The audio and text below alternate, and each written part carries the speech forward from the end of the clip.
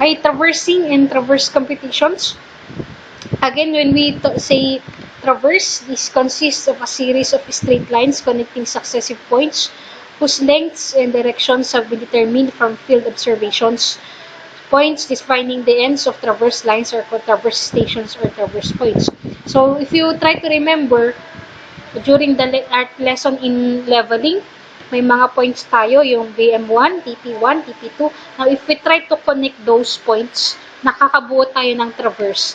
So, here in CE 101 or Fundamentals of Surveying, pag sinabi nating traverse, this composes of lines or wherein these are connected by points where mayroon siyang length at the same time mayroon siyang direction. So, the purposes of traverse: property surveys to locate or establish boundaries, supplementary horizontal control for topographic mapping surveys, location and construction layout surveys for highways, railways, and other private and public works, ground control surveys for photogrammetric surveys. Okay, for the bottom line, purpose of traverse, this is to lay out surveys for hindi lang para sa private or and pati rin sa mga public works. Okay? And we have general classes of traverse. We have the open traverse and the closed traverse. From the word open, example ng open traverse ay yung mga ginawa natin during the leveling. For the closed traverse, we have the closed loop traverse. Kumbaga, during your lower years, ang katumbas nito ay ang polygon. So, kaso lang kasi dito sa surveying, closed loop traverse ang term natin, hindi polygon. Kasi meron tayong length, at the same time, there are directions. And so, for the traverse computations, we're going to deal with the computations of latitudes and departures, total error of closure. We have also to balance the survey, determine the adjusted positions of the traverse stations, area computation, and area subdivision. Pag sinabi nating balancing the survey, ibig sabihin nito, we try to, yung mga data na nakukuha natin during the survey, is we try to close them. Okay? So, we have to balance, meaning lahat ng mga latitudes and departure ay nagzi-zero out. Now, what do I mean by these latitudes and departure? That will be our first topic for traverse computation. Latitude and departure. For the latitude, it is the projection of a line onto a reference meridian or north-south line. Diba, in chapter 4, we termed the vertical axis as the meridian. So, meridian or north-south line. We have positive latitude and negative latitude.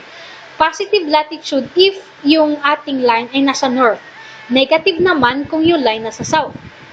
Now, to determine the latitude of a line, that is equal to the distance multiplied by the cosine beta. Itong beta na to, this is the bearing of your line.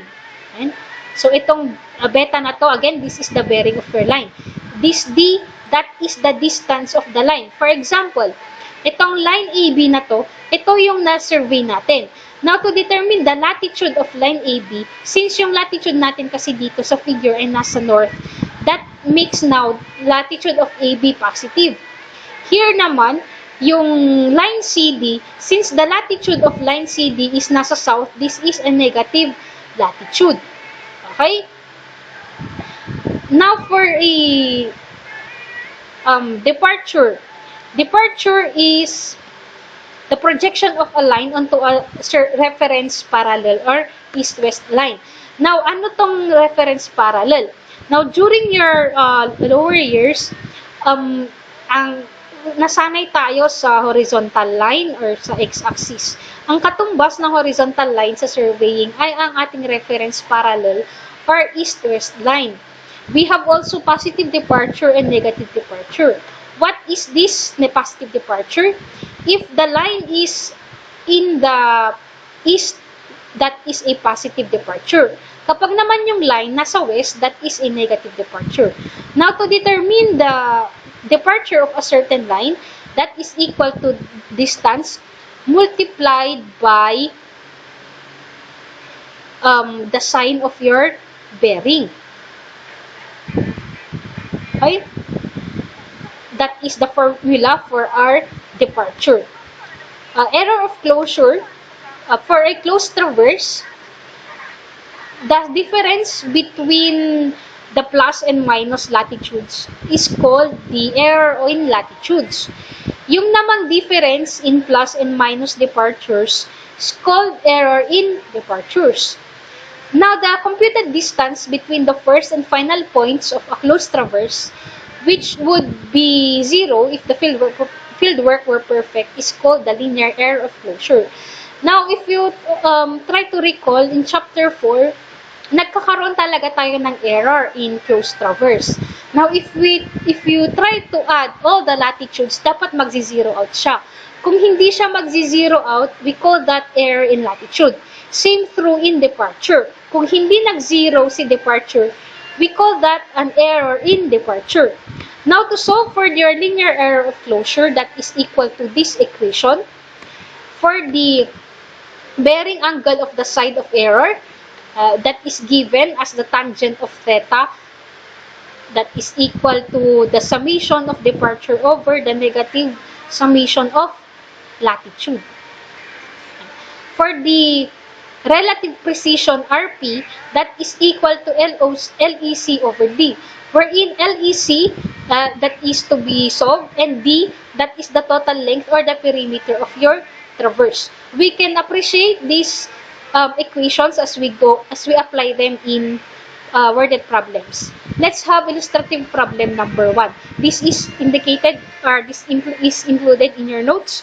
So for this problem number 1, given the accompanying tabulations, you have to compute and tabulate the latitudes and departures of each course. So we need to solve for the latitudes and the departure for each line. So, we need to tabulate our data for convenience sake and para mas maintindihan natin yung ating computations. Now, how do we solve for the latitude? Latitude is equal to distance times cosine of bearing. Now, my answer here is 732.67. How did I arrive to that answer?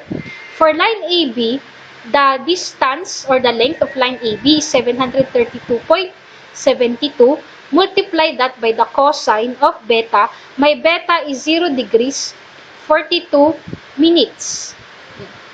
That's why my answer here is 732.67 meters. So, to determine the latitude for BC, this is equal to 324.78 multiplied by the cosine of my bearing, 85 degrees, 57 minutes. So, the latitude of BC is equal to 22.94. Bakit negative yung nilagay ko dito? Now, as you can see here in the bearing, yung BC kasi nasa south. Di ba sabi natin kanina, if the line is in the south, that is a negative latitude. Kaya, negative siya. Positive naman, yung dito kay may AB, kasi nasa north yung kanyang line. So, that is positive. Okay? The latitude of my CD is negative 476.56 and my DA is negative 234.36. Do not just merely stare on your screen, but I would like you to get your calculators, your pens, and your papers. Try to enter these values and tingnan nyo kung nakuha ninyo yung mga values na nandyan sa inyong screen. Okay? Now for the departure. How do we solve for the departure of line AB? My answer here is 8.95. How did I get this 8.95? Diba our equation for the departure is distance times sine of beta. The distance of AB is 732.72. Now, I have to multiply this by the sine of my bearing, which is 0 degrees, 42 minutes. So, the departure of line AB is equal to 8.95. Positive siya kasi nasa east. Now, if I am going to solve for the departure of BC, that is equal to 324.78 multiplied by the sine of 85 degrees, 57 minutes. And my answer here is 323.9689. Answer here is 323.97. Now, my answer for CD and DA is 25.53 and 309.32. Negative yung CD and DA ko. Bakit? Kasi po yung aking line ay nasa west. And again, do not stare at your screen. Kindly grab your calculators and try to solve these problems. Subukan nyo ipindot yung inyong mga calculator and see if you will arrive with the same answer.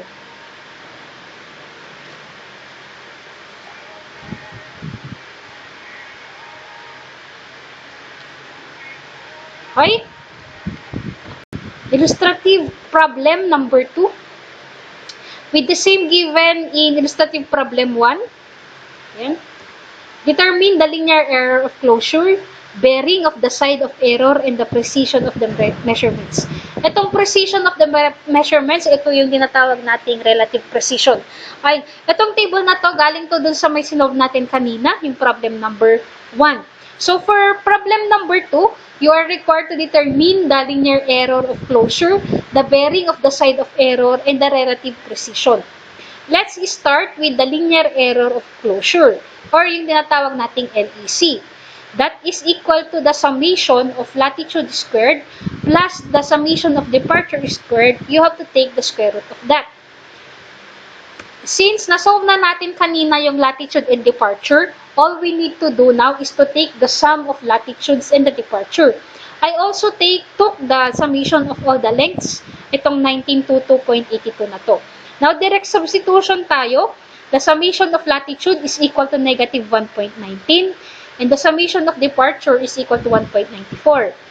Now, if I input these values in my equation, ang lalabas sa calculator ko ay 2.2759 meters. Okay, this is my linear error of closure.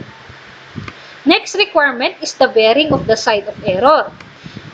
And our equation for the bearing of the side of error is equal to the negative summation of summation of departure over negative summation of latitude. So, direct substitution tayo ulit. So, if we try to input the values in the calculator, that is negative 1.94, divide it by the negative of negative 1.19, and we have to take the tangent of theta.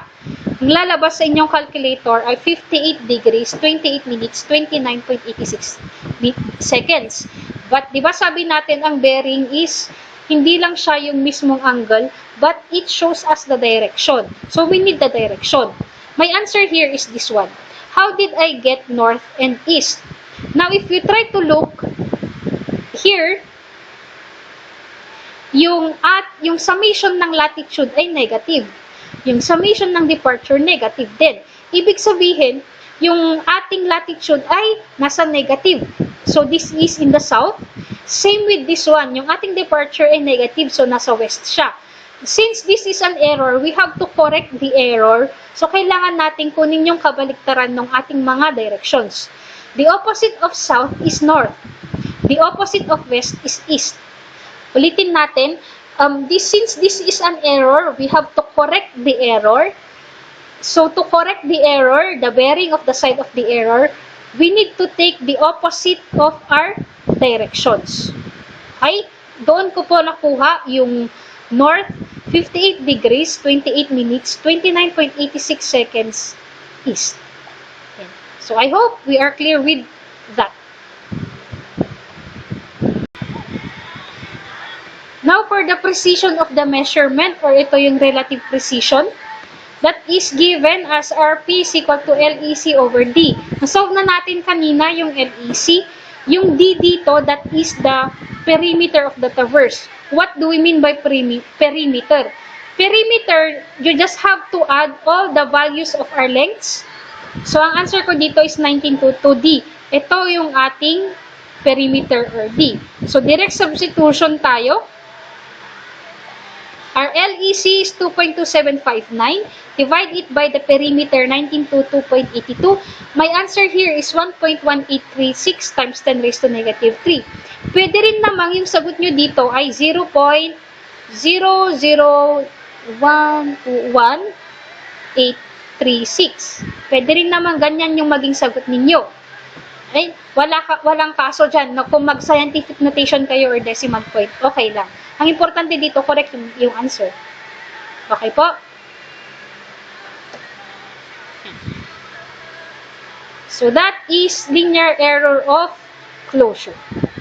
We go to traverse adjustments. There are methods used to adjust traverses. Well, we have the rigorous. Andito yung tinatawag nating least squares method. Meron din tayong approximate or yung compass rule, yung transit rule, and Crandall method. Here in Fundamentals of Surveying, I'm going to discuss with you two commonly used rules. We have the compass rule and the transit rule. Okay? Let's start first with compass rule. Compass rule or Bowditch rule, this is named after the distinguished American navigator Nathaniel Bowditch. This is based on the assumption that all lengths are measured with equal care, all angles are taken with approximately the same precision, errors are accidental, total error in any side is directly proportional to the length of the traverse. These are our assumptions for compass rule. So we have the working equations to solve for the correction to latitude and correction to departure using compass rule. Kindly take note of these equations. And for the transit rule, this is no sound theoretical foundation since it is purely empirical. This is not commonly used but best suited for surveys where traverse sides are measured by Stadler or subtense bar method. Transit rule is based on the assumption that angular measurements are more precise than linear measurements. Errors in traversing are accidental. Now, we have also working equations for the correction to latitude and correction to departure using transit rule. We can appreciate these two rules using worded problems. Let's try to solve problems using using compass rule and transit rule. Illustrative problem number 3. Given the same data in illustrative problem number 1, adjust the traverse using compass and transit rule. So first, let's try to adjust this traverse using compass rule. So how do we do compass rule? So for the compass rule,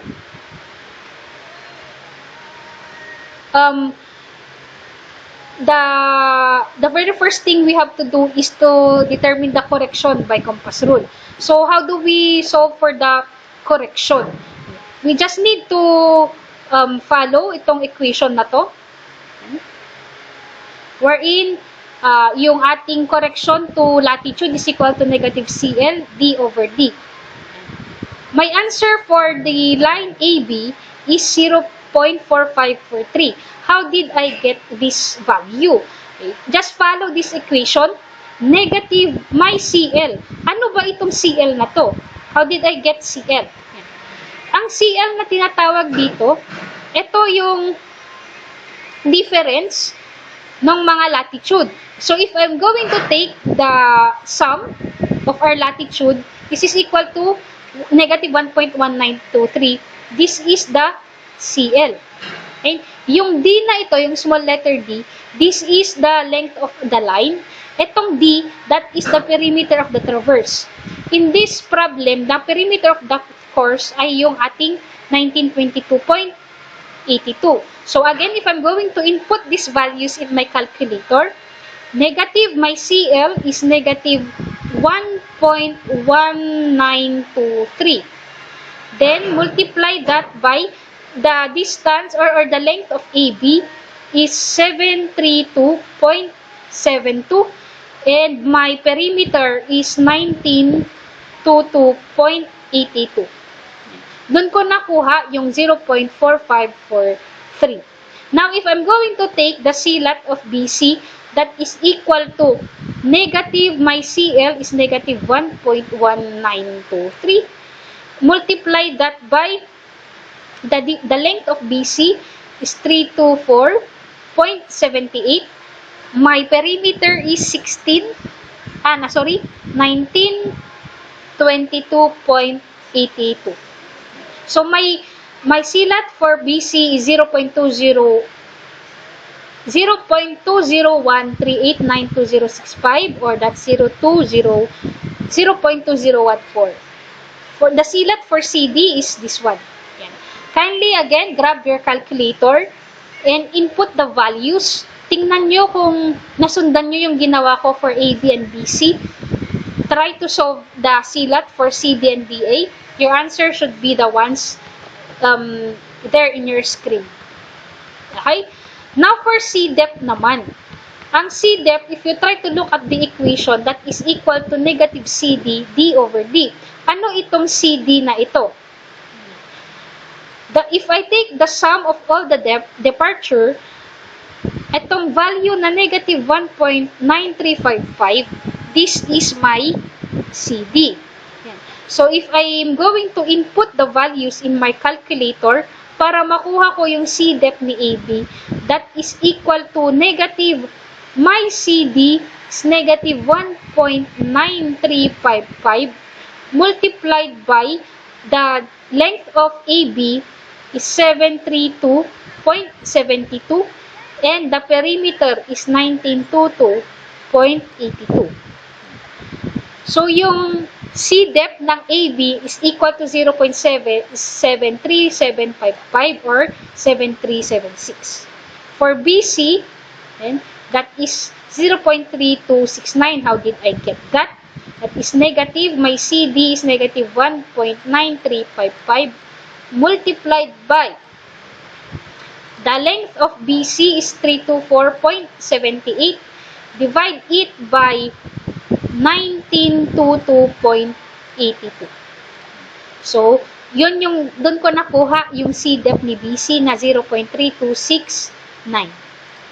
Again, try to grab your calculator, solve for the CDEP of CD and DA. Your answer should be the ones na values na nakikita nyo dyan sa inyong mga screen. Nasundan po yung ginawa ko for the CDEP and CLAT of AB, BC. Okay? So, since nakuha natin yung ating correction, we need to adjust the latitude and the departure. Why do we need to adjust the latitude and the departure? Now, sabi nga kanina dun sa previous slides, kailangan yung ating latitude at saka departure ay mag-zero out. So, itong mga nakikita ninyong CL and CD, those are corrections kasi, those are errors kasi hindi nag-zero. So, kailangan nating i-zero yung ating latitude and departure. How do we do that? The adjusted latitude for AB is equal to 733.1196. How did I get this value? Yan. To get the value 733.1196, again, we need to use the correction to solve for the adjusted latitude. So, how did I get that one? 733.1196. The latitude of AB is 732.6653. Since the CLAT for AB is positive, I just have to add that plus 0.4543. Doon ko nakuha yung 733.1196. Okay? For the BC, my answer for BC is negative 227.368. How did I get that value? The latitude of BC is negative 22.9382. Since positive yung CLAT, I just have to add plus 0.2014. That is equal to negative 22.7368. Okay? Again, take your calculators.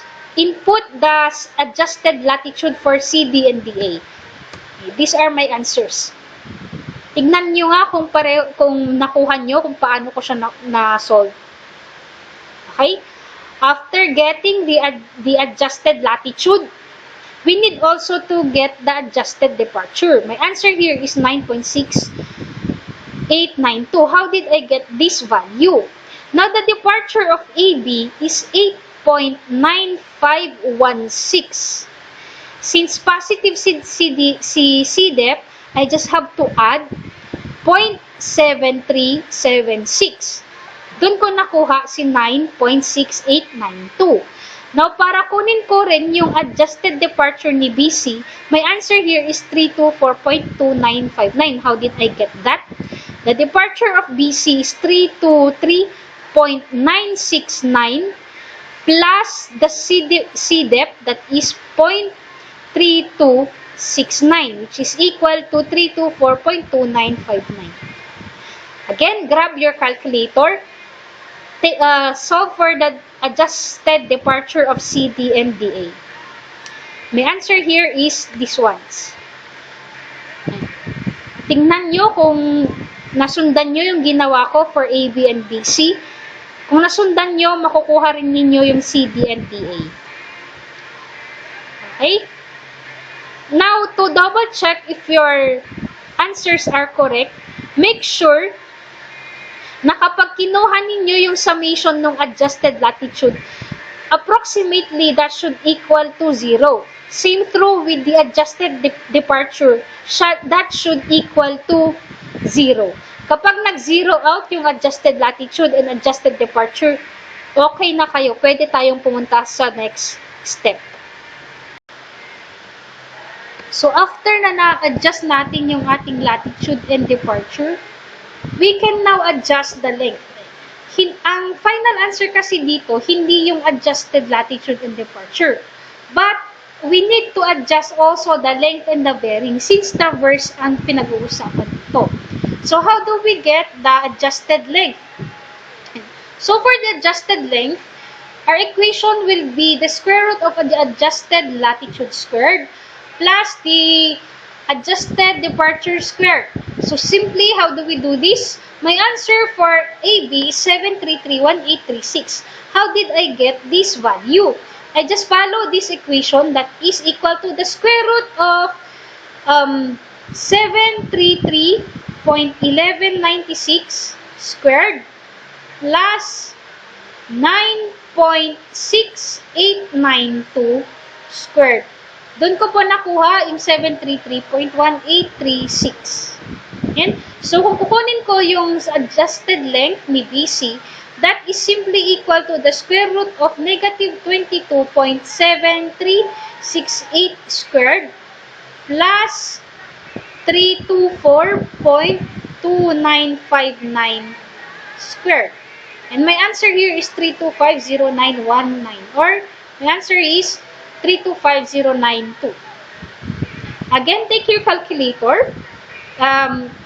Compute for the adjusted length of CD and DA. Compare your answer with my answers. Okay? So, after na na-i-adjust natin yung length, we need also to adjust the bearing. How do we adjust the bearing? Bearing is equal to the tangent. Bearing is equal to the departure over latitude. So, following this equation, my answer for the bearing of AB and ABC are these values. How did I get, or paano ko nalaman na yung bearing ni AB ay nasa northeast? Now, look at this one. The adjusted latitude of AB is positive. Again, kapag yung ating latitude ay positive, nasa north siya. Kapag yung departure ay nasa positive, that is nasa east. Dito kasi kay BC, negative yung latitude, kaya nasa south. Positive yung departure, kaya nasa east. Paano ko nakuha itong mga angle na to? Yung adjusted departure ni AB ay 9.6892 Divide that to the adjusted latitude, 733.1196. Since we tangent siya, so we need to take the arctangent that is equal to this one. 0 degree 45 minutes 25.92 seconds. Again, for the bearing of BC, that is simply equal to 324.2959. Divide it by 22.7368. That is equal to, then take the arctangent of your answer. That is equal to 85 degrees 59 minutes 22.14 seconds. Baka may magtanong, bakit hindi ko kineri yung negative dito? Now, in determining the departure, always take note, you have to take the absolute values of your departure and latitude. No matter, wag nyo nang i-carry yung mga signs pag ang kinukuha natin ay bearing. Okay? Now, again, take your calculators and solve for the bearing of CD and DA. Follow what I did here in AB and BC. Do not just merely stare in your screen, but grab your calculator, your pens, and your notes. So for the answer, my answer for CD and DA are these ones. Again, paki-type sa inyong mga calculator. Try to follow what I did sa my AB and BC. Kung nasundan nyo yung ginawa ko kay AB at kay BC, makukuha din ninyo yung bearing ni CD at ni DA. Now, aside from the length and the bearing, we also need to determine the azimuth of our lines. Again, azimuth, that is the angle, our reference will always be on the south and our movement is clockwise. So, ang azimuth ni AB na nasolve ko is 180 degrees, 45 minutes, 25.92 seconds. It follows with the other lines. How did I arrive with this azimuth?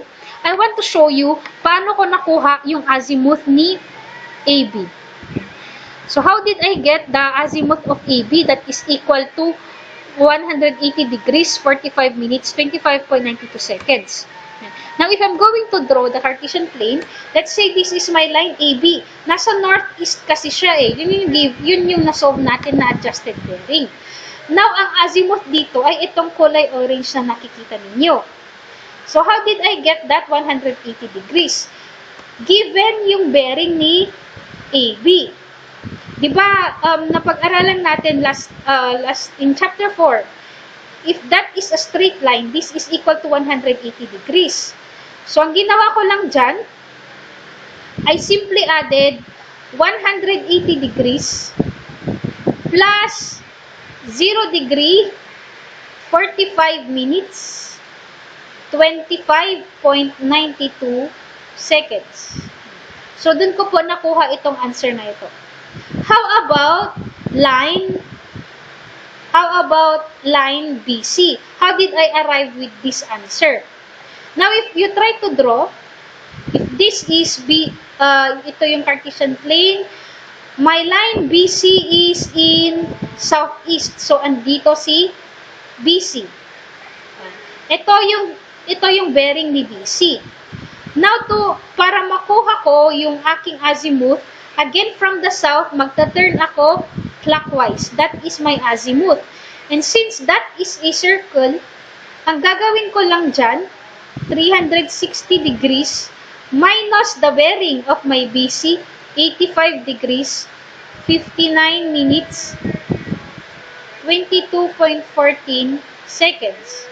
Doon po nakuha yung 274 degrees, 0 minutes, 37.86 seconds. Okay? Again, kindly look here in your screen and tingnan ninyo kung yung azimuth ni CD and ni DA, magkapareho ba tayo ng sagot? Do not just merely stare in your screen, but verify the answers I am showing you. Okay po. Now, there are some instances kasi, if we try to go back dito sa may correction ko, using using compass rule. What if yung correction na nakuha ko dito is negative? Let's say negative yung nakuha ko dito. Paano ko kukunin yung adjusted latitude? Simply, get the latitude negative 476.5564, then minus dito nga number. Ulit, if this is negative, for example lang, that is a negative, to get the adjusted latitude, you simply input the answers negative 22.9382 minus 0.2014. Okay? Nagkakaintindihan po ba tayo regarding compass rule? And, okay. To let you more have exercises regarding compass rule, try solving this problem. Itong problem na to. So, andito na rin yung sagot. For this problem, ang given lang dito sa problem na to ay itong data. And you have to determine the latitude, the bearing, and adjust the traverse for the adjusted bearing and azimuth. Okay? Now, for the itong latitude and departure, you solve for that. Nandito na rin yung sagot for the bearing of the side of error. Try to solve this problem. Tingnan nyo kung makukuha ninyo itong sagot na to. And for the LEC, that is equal to 24.69. And the relative precision is equal to 1/200. Again, I am not going to check your answers, but I just want to encourage you to solve this exercise para mas maging familiar kayo dito sa diniscuss natin ngayong araw na to. Okay? This is just an exercise. Again, I'm not going to check. That is up to you if you're going to solve it or not. Nasa sa inyo na yan. Now, ito yung sagot for the adjusted values using compass rule.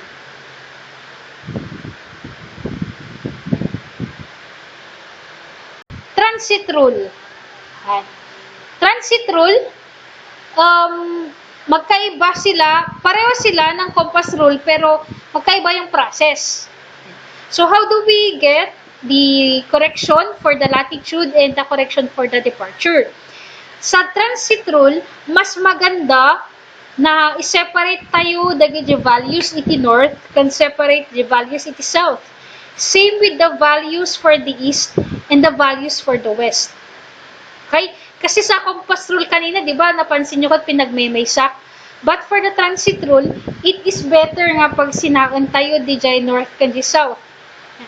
And itong values po na nakikita nyo na ito mga to, these are just the summation. Yan, summation po itong mga to. So, i-separate tayo di latitude, iti AB, since north is una, isong ang kabel ko isuna ti north. Di latitude ni BC, CD kan DA, south siya, kaya nilagay ko siya sa south. Itong mga values na to, na-solve na natin to dun sa may problem number 1. Okay? Same with the departure. Since the departure of AB is in the east, kaya nilagay ko siya dito. Same with BC. And since the departure of CD and DA ay nasa west, kaya nilagay ko siya sa table na to. And after that, I took the summation of all the latitudes and departures. Bakit ko kinuha yung summation? Kailangan ko siya as we go on with the transit rule. So first thing we have to do is to compute for the correction using transit rule. So how do we solve for the silat of AB? Using again itong equation na to, magkaiba ang equation ng silat ng compass and transit rule. So using this equation to solve for the silat of AB, that is equal to the absolute value of latitude times CL over the summation of latitude. paano gamitin ito? My answer for AB is 0.5957. How did I arrive with this answer?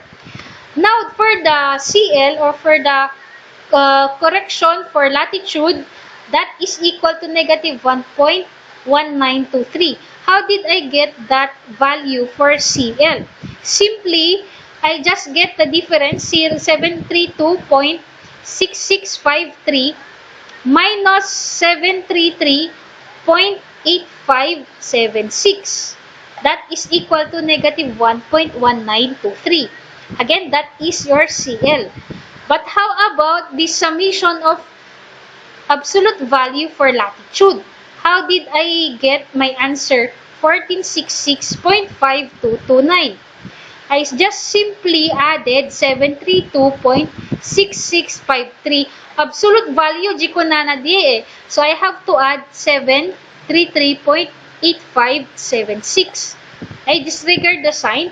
Doon ko nakuha yung 1466.5229. Okay? Then, paano ko na nakuha itong 0.5957? Surutak lang dito yung equation that is equal to negative of absolute value of the latitude. The latitude of AB is 732.6653. Multiply that by the CL. My CL here is negative 1.1923. Divide it by the summation of the absolute value of latitude, which is equal to 1466.5229, which is equal to 0.5957. Okay? So, no alak di ay silat ni BC using transit rule. My answer here is 0.0186. Paano ko nakuha yung 0.0186?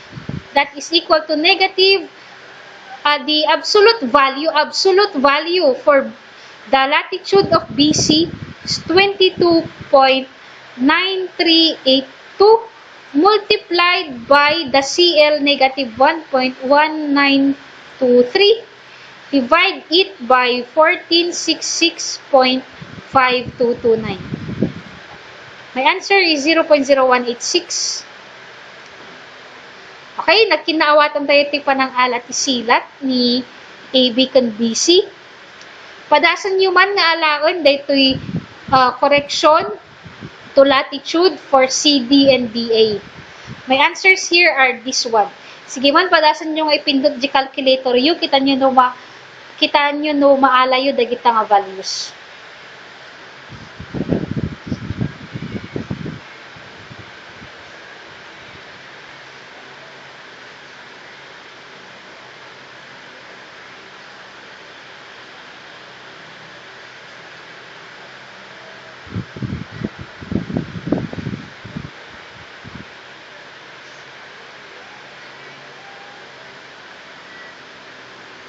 Naalayo? Nasurutan nyo, dyan ka-stuck, di pa nag-compute ko, dyan silat.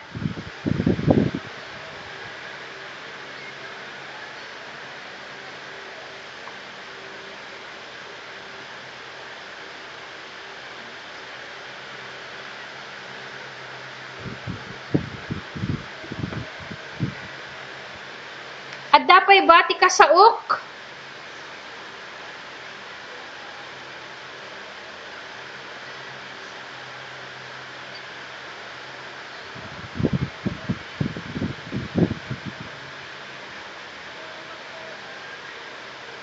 Okay? Pakipindot man dagi calculator yu no maalayo daytoy 0.3874 kandi 0.1905.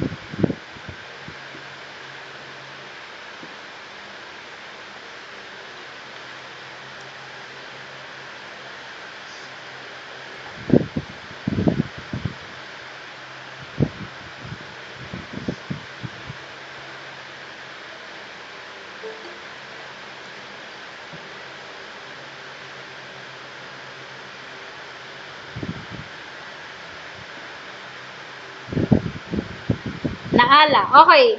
Then, tapno maala tayo, GC depth. The same, we're going to follow this equation. Ano ba ang CD?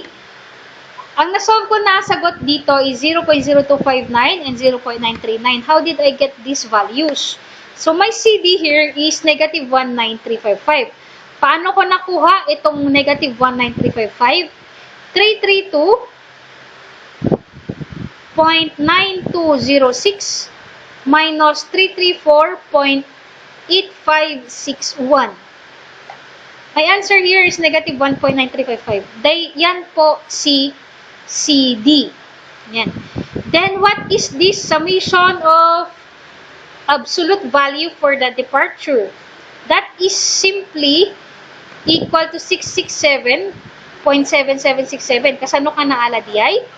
332.9206 plus 334.8561. Doon ko nakuha yung 667.7767. And so, no allow the C depth ni AB, that is simply equal to the departure of AB is 8.9516 multiplied by my CD negative 1.9355, divide it by the summation of departures, that is 667.7767. Dun, wait, pa-double check man.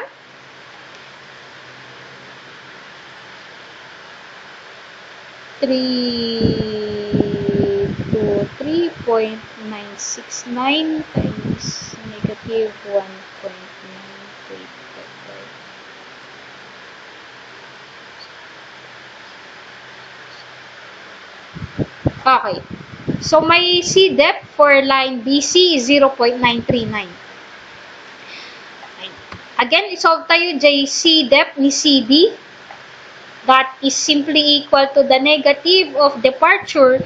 Again, absolute value. So, do not carry the sign. Simply input 25.5341 multiplied by CD. That is negative 1.9355. Divide it by 667.7767, which is equal to 0.074. Para sa inyo man nga alam ni DA, what is your C depth for DA? Paki-type in the chat box.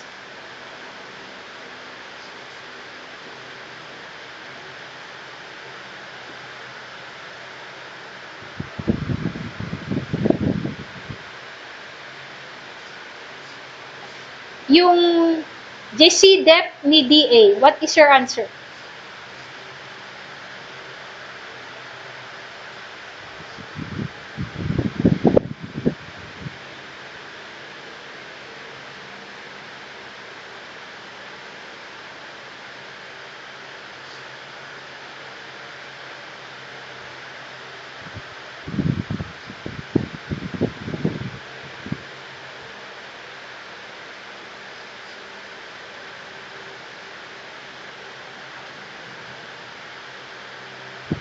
.9705. Let's check. My answer here is 0.8965. Sige, panasan tayo.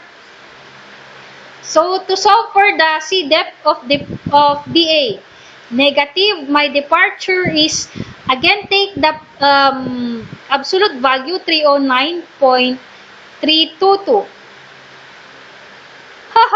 Okay, so 309.322 multiplied by my CD, that is negative 1.9355, divide it by 667.7767. And my answer here is 89.8965. Okay. Be careful with the values you are inputting in your calculator. Okay? Okay tayo dito sa may transit rule for the computation of the correction, silat, and C-depth. Okay? I'll move now to the next slide.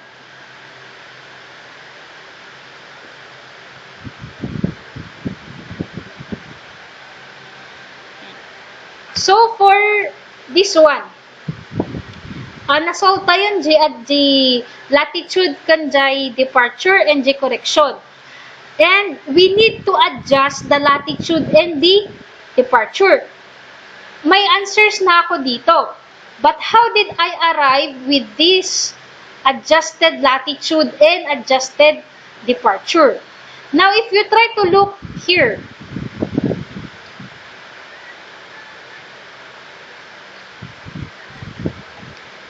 dito sa banda dito. Ang answer ko for the adjusted latitude kay AB ay 733.261. Paano ko siya nakuha? Now, if you try to look here, the summation of the north things ay 732.6653. Tapos, i-giant south, i-insum ko 733.856. Dakdakkel di south compared to the north. And for the traverse to close, dapat balance daytoy, which means no mano di south, dapat siya rin yung nasa north, but opposite in direction para ag-zero out isuna. So as you can see here in your screen, mas malaki yung south compared kay north. Tapno ag-balance daytoy, I need to add yung correction dito kay north, tapos magbabawas ako dito kay south. Ulita, dakdakkel di south, kas makita yun dito screen, 733.8576, compared kan ni north nga basit, 732.6653. Now, tapno ag-balance daytoy, kamasapol nga ag-add nak kan ni north, tapos agbawas nak kan ni south. So, kas ano nga naala di 733.261? Simply, 732.6653 plus jay silat na 0.5957. Apay nga nag-plus na kasi kailangan nga padakkelan ni north, kailangan nga bawasan ni south, tapno ag-balance isuna. So, no i-input ko dito di calculator, 732.6653 plus 0.5957, that is equal to 733.261. Okay? Masapol mo't nga i-adjust ko dayjay latitude ni BC. Kas ano nga i-adjust di latitude ni BC? Di latitude ni BC this time, aday so na di south. Kat anya ti kunan tayo tatay, ag-add tayo ka ni north, ag-minus tayo ka ni south. Disregarding the sign, 22.9382 minus dayjay silat ni BC 0.0186, that is equal to 22.9196.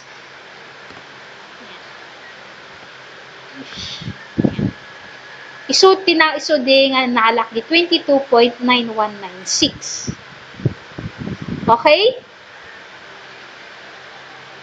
Negative kasi ada iso na di south. Dito CD. Ulit di CD ada di south. Again no south agbawas na. Iso nga ti kastak 476.5564 minus di silat nga 0.3874, which is equal to 476.169. Then the adjusted latitude for DA, that is 234.363 minus 0.1905, that is equal to 234.1725. Nagkinaalaan tayo dito'y inkastak nga nangala iti adjusted latitude. Adjusted latitude muna. Okay po ba tayo dito? Nagets tayo diya inkastak?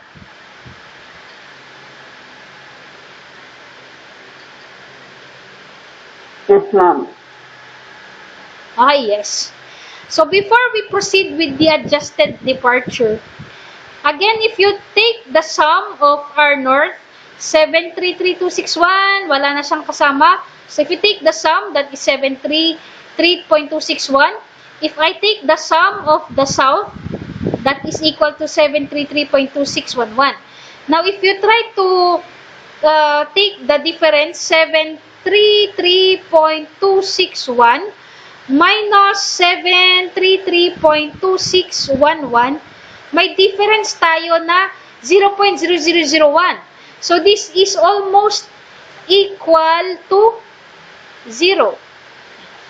Ulit na kanya, dapat DJ latitude tayo ag 0 isuna. Tapno, mabalance tayo or ag close DJ traverse. Nuhaan na almost equal, DJ maala yung answer dyan, the adjusted latitude. There is something wrong with your computation. Okay tayo? We go now to the adjusted departure. How did I arrive with these values? Paano ko nakuha na yung adjusted departure ni AB ay equal to 8.9755 and so on and so forth? How did I arrive with these answers? If you try to look here sa may departure natin, kay east 332.9206 gisam, kay west 334.8561.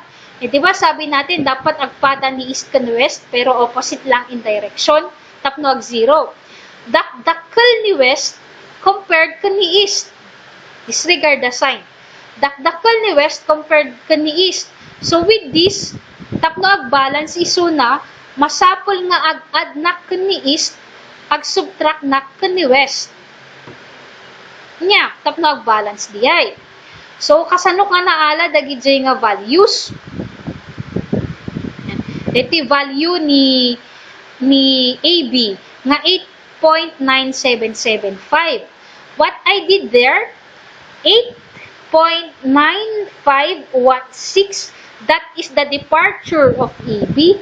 Since is ti ayan ni AB, ag plus nak, i-plus ko di 0.0259. I-jay ko nga naala, jay 8.9775.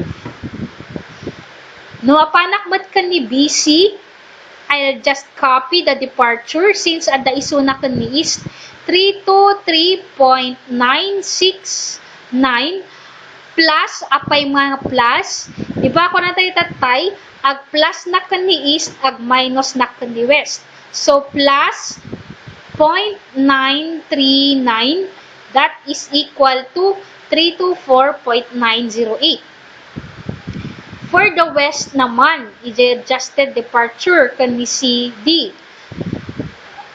Do not mind the sign, just copy 25.5341.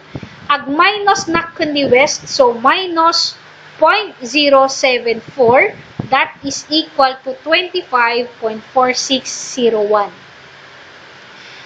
Then, lastly, for line DA, that is 309.322 minus 0.8965.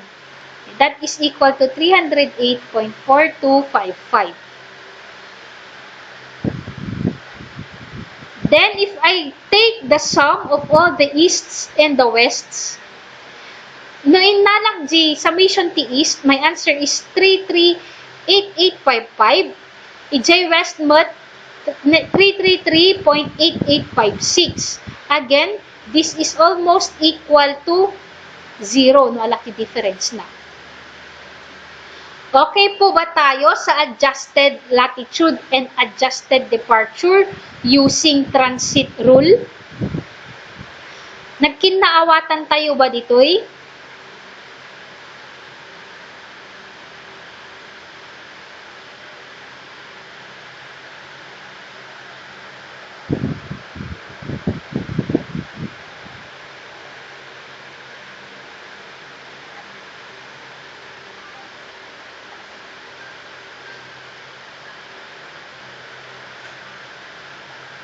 Nagkinaawatan tayo?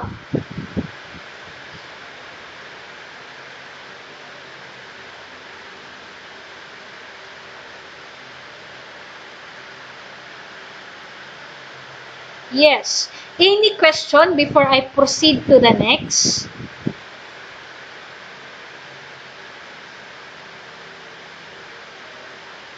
Any question before I proceed?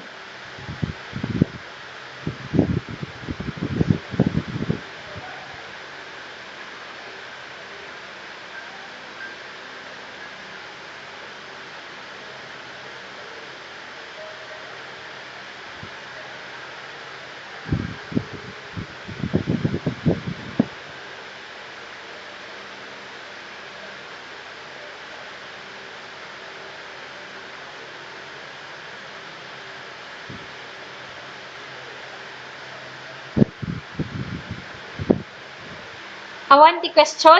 Manan? Siyak tagdamag. Siyak tagdamag.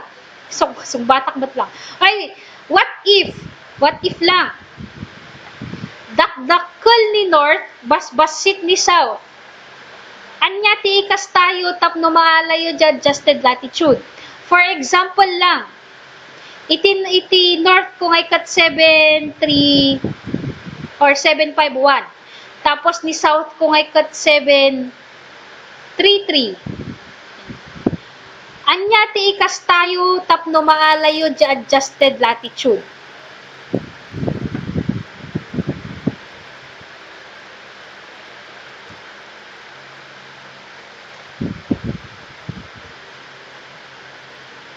Hadda pa ba kasaok? Again, what if mas malaki si North compared kay South? How will you adjust your latitude? What will you do?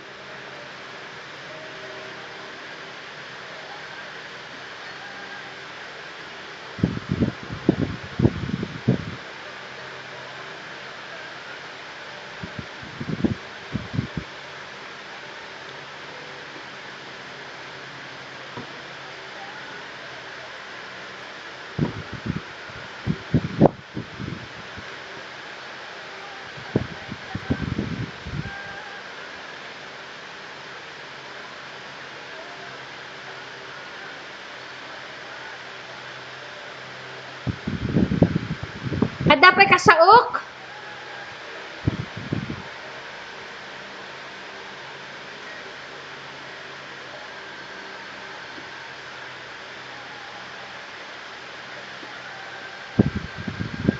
O anya garo di kas tayo no dakdakkel ni North compared to ni South. How will you get the adjusted latitude? Let's say for AB, what will you do?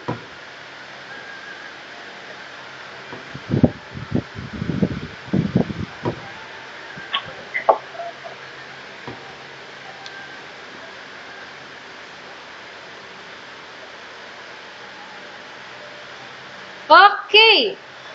No dakdakkel di North, basit di South, ag subtract ka kan ni South, ay kan ni North, ag-add ka kan ni South.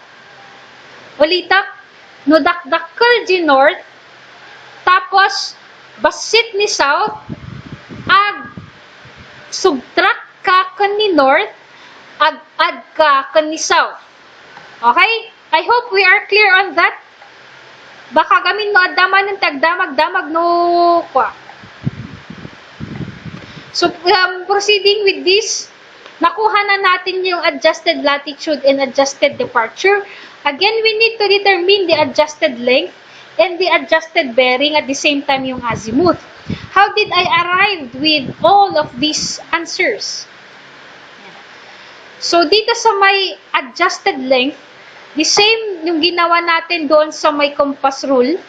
For the adjusted length, that is equal to the square root of your adjusted latitude squared and the adjusted departure squared. So, paano yon? Paano ko nakuha itong 733.316? For line AB, that is the square root of 733.261 plus 8.9775 squared. Doon ko po nakuha yung 733.3159 or 316. Okay? So, for line BC, that is the square root of negative 22.9196 squared plus 324.908 squared. That is equal to 325.7154. For line CD, my answer is 476.8492 and my DA is 387.2506. Okay tayo sa pagkuha ko ng length, adjusted length.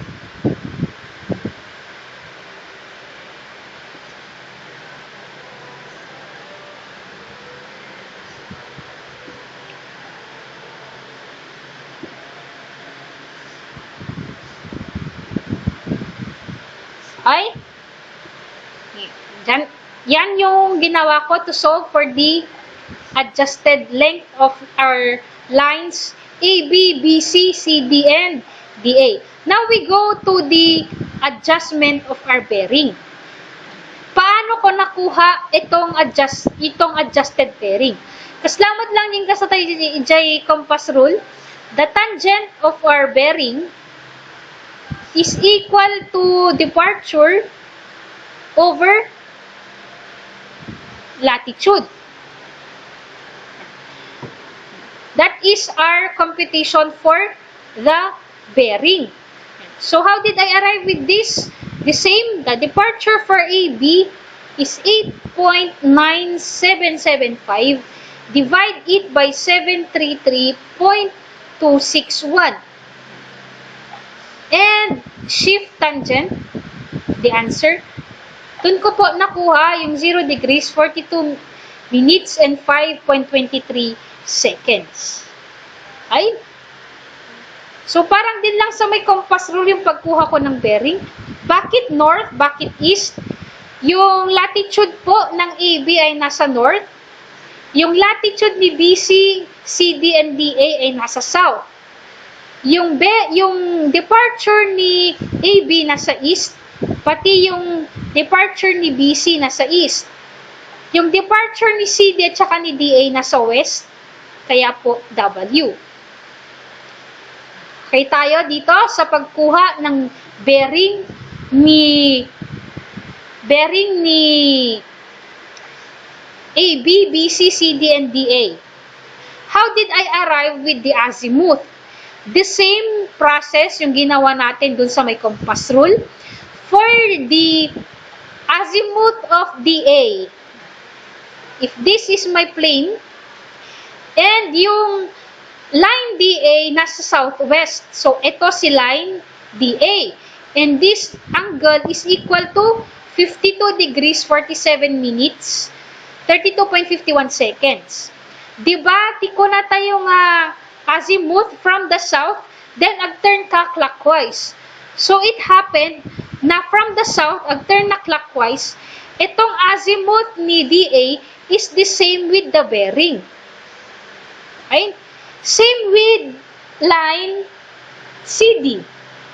If this is line CD, southwest din siya, and the bearing is 3 degrees, 3 minutes, 38.2 seconds. Now, it so happened na yung ating azimuth ay the same with the bearing. Since from the south, ag-clockwise tayo, agpada ni isuna. As for As for the azimuth of line BC, for the line BC ay nasa southeast. Ito si line BC. And this angle is equal to 85 degrees, 57 minutes, 53.77 seconds. Now, yung aking azimuth from the south, ayan nga makita. From the south, ag-move na clockwise hanggang EJ line. That is my azimuth. And how did I arrive with that answer? Ulitak lang ulit, din kasta tayo. 360 degrees minus 85 degrees, 57 minutes, and 53.77 seconds. Doon ko nakuha yung 274 to 6.23 seconds. So, okay tayo dito sa may transit rule for the adjustment of length, bearings, and the determination of azimuth. Before I answer Miss Dumigan, okay tayo dito sa may computation ng adjusted length, bearing, and azimuth using transit rule. Okay po ba tayo? Medyo na-gets tayo?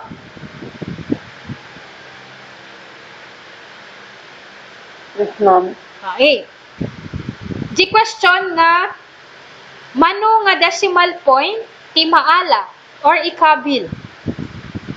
Di what that duma ka 3 and 4. We are going to use we're going to round off our numbers up to 4 decimal points. And up to 4 decimal points po tayo. Apay nga didad duma ngay katanlo lang, apay didad duma ngay katupat. For example, itong dito sa may itong CDEP. Sige, subit na lang i-check nga table. The CDEP ni line BC. Apay nga talo lang dijay in kastak ijay. No input tayo data di calculator the CDEP ni line BC, that is 323.969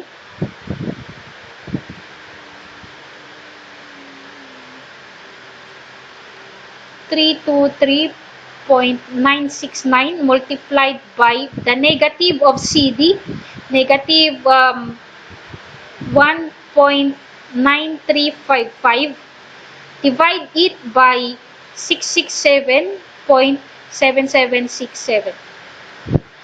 So, remove the calculator 0.93899958181. Apay nga in kabel ko nga 0.939. Di ba no i-round up yu daytoy 9389, ti kaabay ni 9 kat 9 mat lang, ag-round up ti 9 into a whole number, mairaman G8. So that is 9 mai-round up di ay 0.939, dapat that is 0 ijay ng angkon ngayong kabil. So that is still up to 4 decimal point. Hanyong ibagbaga nga in-round ko lang magkitalo. Rounded up po yan up to 4 decimal points. 0 DJ kaabay ni 9. Basta no ito'y CE 101, tapno halos tapno basit lang iti discrepancy tayo. All answers must be rounded up to 4 decimal places. Okay po tayo dito sa compass rule and transit rule. Okay tayo? Try to solve this problem using transit rule. I am not going to check your output, but I just want to encourage you to solve this as an exercise. Compare your answers to this. That is the end for our lesson in chapter 5, lesson 1, regarding traversing and traverse computations. Now, I'm going to upload later on your notes for this lesson, and in page 8 there is an activity. Again, this is a group activity. There are 2 problems. So ito'y haan lang manen nga ti ikabel ija ayan ti output yu kat tables. Yan. I want to see how you solve those values in the table. So let's say dito, paano nyo nakuha si latitude? Diba, ti latitude tayo kat distance times cosine of the bearing. So, you have to write latitude of AB is equal to the distance 732.72 times the cosine of 0 degrees 42 minutes to arrive with the latitude 732.6653. Nagkinaawatan tayo, haan lang nga puro table ti makitak ijay output you, but I need to see complete, as in complete nga computation. Nagad-adumot DJ, baka ibagay yung isugarod nga by group daytoy apo. Di haan lang nga may sat naggaraw. This is a group work, so I expect all of you will do their job kasi talaga nga atidog daytoy. Ulitak haan ko nga i-check dagiti papel nga puro tables ti makita. I need to see the complete solution of your output. Ma'am, naggastar ti bond paper. Back to back, okay lang. Basta importante jay, makita di complete solution. Okay lang usar kayo iti used bond paper, basta clear di ikas tayo solve, kan mayat di ikas tayo nga presentation yun.